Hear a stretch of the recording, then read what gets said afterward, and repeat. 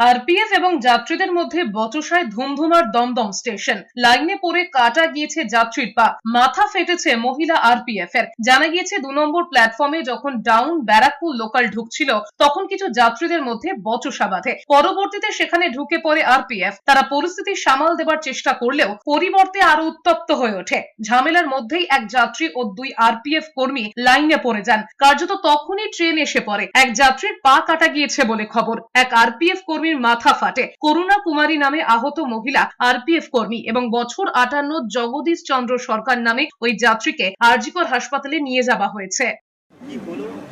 এখানে প্যাসেঞ্জার ঝগড়া হচ্ছে, তারপরে আরপিএফ আসে ঝামেলা মেটাবার জন্য।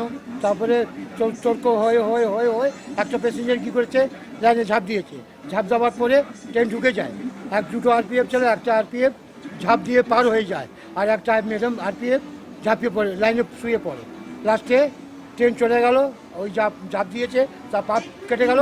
আরপিএফে ম্যাডাম সাহেবের একটা মাথা ফেটে গেছে।